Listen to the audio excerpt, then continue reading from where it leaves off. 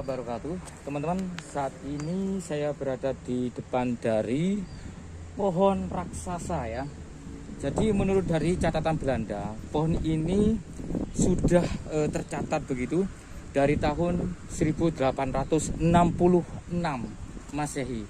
Artinya pohon ini sangat-sangat tua sekali, sudah berumur ratusan tahun yang lalu. Dan ini adalah pohon kepuh. Pohon kepuh mempunyai arti tersendiri dari beberapa peribahasa ataupun wejangan Jawa, yaitu kepuh, kekepane sesepuh. Dimana dulu bisa jadi leluhur kita mempunyai isyarah ataupun kode-kode tertentu begitu ya, atau pesan-pesan tertentu terhadap generasi berikutnya bahwa di sini terdapat sebuah peninggalan yang sangat-sangat luar biasa, yaitu di mana ada bangunan candi yang dihimpit atau dililit oleh akar dari pohon kepuh raksasa ini, teman-teman.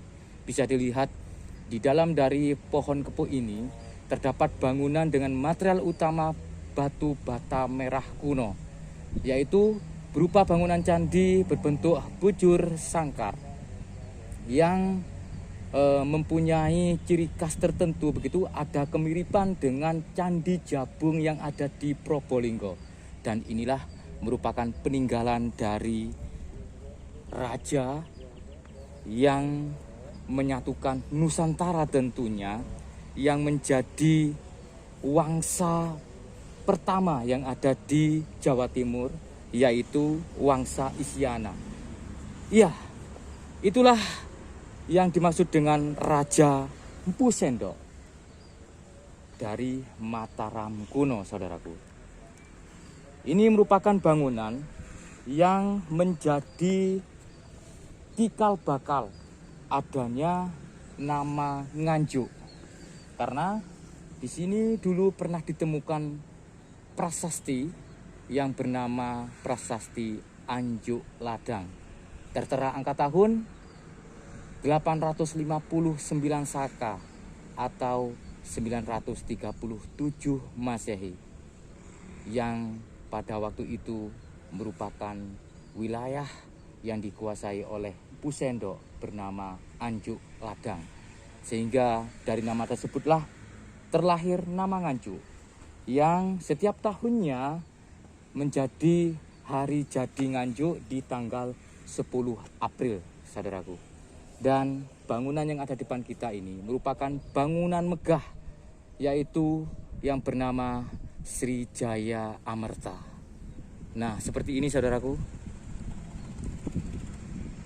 Jadi karena mungkin tergerus zaman ya, dengan berbagai macam faktor, mungkin dulu ada bencana gempa, letusan gunung, atau mungkin ada beberapa oknum yang benar-benar sengaja merusaknya. Kita tidak tahu karena kita tidak terlahir di zaman itu. Tapi yang jelas bangunan yang sangat megah saat ini, meskipun ya sudah mengalami kerusakan yang sangat parah, namun di sini terdapat sejarah yang sangat luar biasa mengenang masa kejayaan dari Mpu Sendok yang dibawa dari Mataram kuno, teman-teman.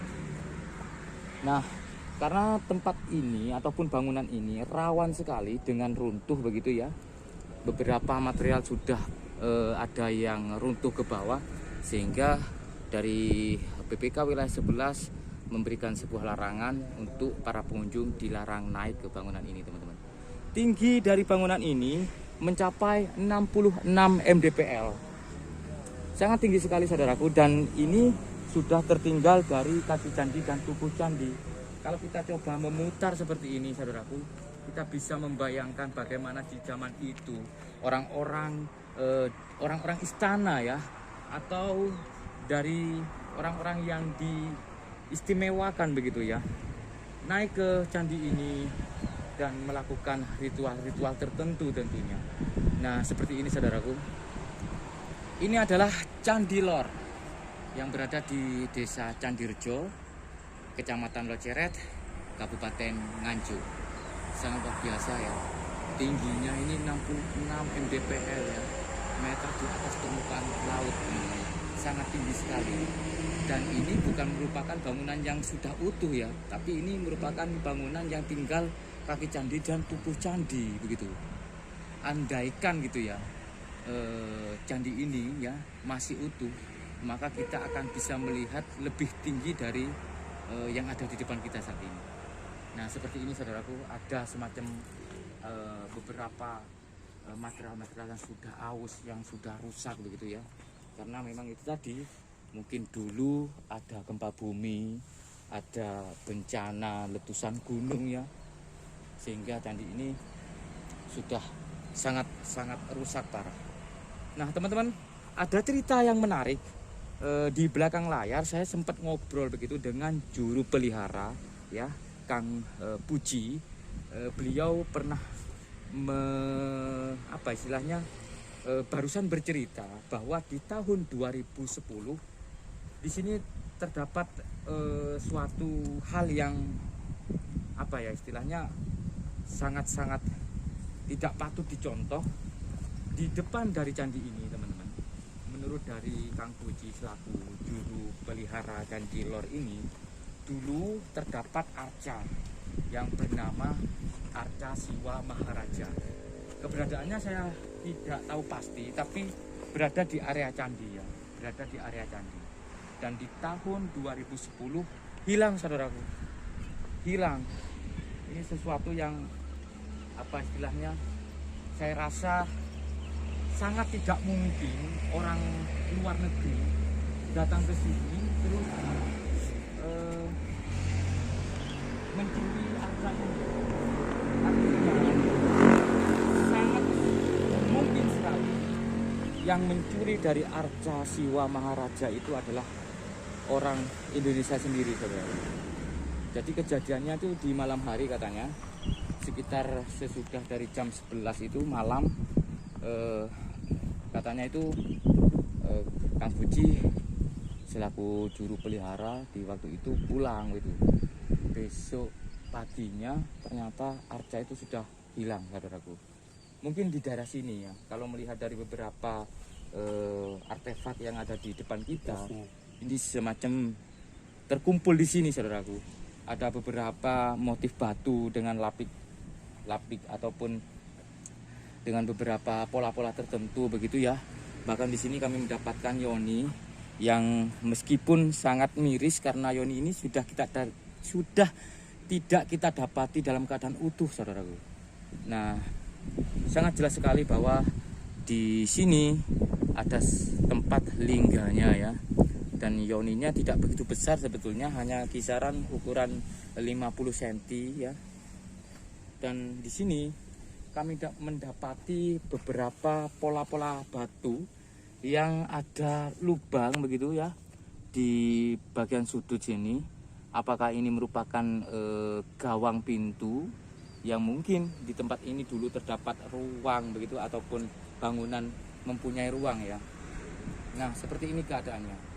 Candi Lor yang berada di Desa Candirejo, Kecamatan Loceret, Kabupaten Nganjuk, yang merupakan bangunan suci yang juga menjadi cikal bakal lahirnya nama Nganjuk yang diawali dari kata Anjuk Ladang.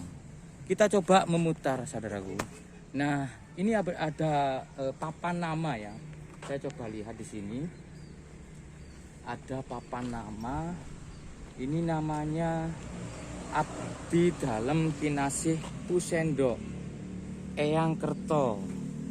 Nah, terus di belakang dari papan nama ini ada semacam tatanan batu bata begitu yang sengaja ditata membentuk atau menyerupai makam begitu, saudaraku. Nah, dari kebanyakan orang, bahkan dari juru pelihara sendiri, meyakini bahwa ini sebetulnya bukan makam, tapi hanya sebagai tanda bahwa di tempat ini ya ada bangunan atau peninggalan leluhur, saudaraku. Jadi artinya bisa jadi ya, kita secara berpikir positif saja mungkin makam ini menjadi kamuflase saja atau menjadi tanda tertentu bahwa di dalamnya terdapat sebuah peninggalan dari leluhur. Kalau kita coba geser ke kanan, nah di sini saudaraku, ini ada lagi namanya Abdi Dalem Kinasih Kusendok Eyang Kerti. Terus di belakangnya juga terdapat semacam tatanan ya, yang sengaja ditata begitu. Nah, membentuk makam. Bahkan di dalamnya sini terdapat batu nisan yang seolah-olah hanya dibentuk ala kadarnya ya, menyerupai makam begitu. Batu nisannya saja ini terbuat dari batu bata yang menjadi bahan material candi yang ada di sini. Begitu, saudaraku. Nah, ini ya. Tuh. Jadi apakah ini benar-benar makam atau hanya petilasan yang dibentuk menyerupai makam atau hanya sebagai tanda atau isyarah begitu ketika bangunan candi ini dulu mungkin keadaan yang masih terpendam begitu ya, sehingga ada orang yang penasaran ada apa di dalamnya. Nah, begitu teman-teman. Oke, itulah beberapa deskripsi begitu ya yang menjadi latar belakang dari Candi Lor di Nganjuk ini. Nah, kalau melihat dari pohon yang ada di depan kita, ini unik saudaraku. Yang tadi sebetulnya saya ingin menerangkan tentang pohon ini, cuman karena takutnya kok bertele-tele begitu ya, kita coba mendekat lagi ke pohon ini ya, namanya pohon kepuh ya, yang dalam catatan Belanda seperti yang di dalam artikel yang saya baca bahwa pohon kepuh ini sudah tumbuh begitu ya, sudah ada di catatan Belanda di tahun 1866. Artinya ini sudah berumur ratusan tahun. Nah, keunikan dari pohon kepuh ini ya, dia untuk bagian bawah sebelum akar ya, seolah-olah dia tidak menyentuh tanah, teman-teman. Coba dilihat. Nah, dia tidak menyentuh tanah. Dia hanya masuk begitu ya, atau menghimpit dari bangunan candi. Tapi sudah ratusan tahun dengan berat yang mungkin sudah bertonton ya, dan tidak pernah tumbang ya, tidak pernah roboh saudaraku. Ini mencapai kisaran mungkin ada 200 meter untuk tingginya ini, dan bahkan dia kalau kemarau itu untuk pohon ini daun-daunnya berguguran begitu. Terus kalau sudah musim hujan dia seperti ini lagi. Nah, masih hijau-hijau. Padahal pohonnya ini enggak masuk ke tanah ya? Iya, pohonnya ini loh tidak masuk ke tanah. Kita tidak mendapati pohon ini untuk yang di depan itu ya. Untuk yang di depan itu masuk ke tanah begitu. Apakah ada di dalam situ masuk begitu ya? Terus ini adalah akar-akar yang ada di pinggir melilit seperti Angkor Wat yang ada di luar negeri sana. Jadi tidak sedikit orang juga yang mengatakan bahwa Candi Lor adalah Angkor Wat-nya Indonesia. Nah, satu-satunya candi yang ada di Indonesia dengan keadaan yang dililit oleh akar dari pohon yang sangat besar yang berumur ratusan tahun yang lalu, saudaraku. Nah, seperti itu. Oke teman-teman, mungkin cukup ya.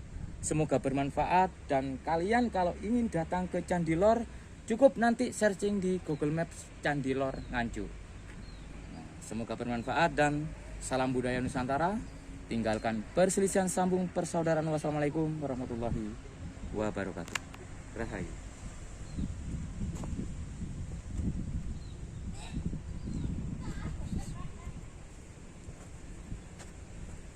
Tadi di situ apa dulu?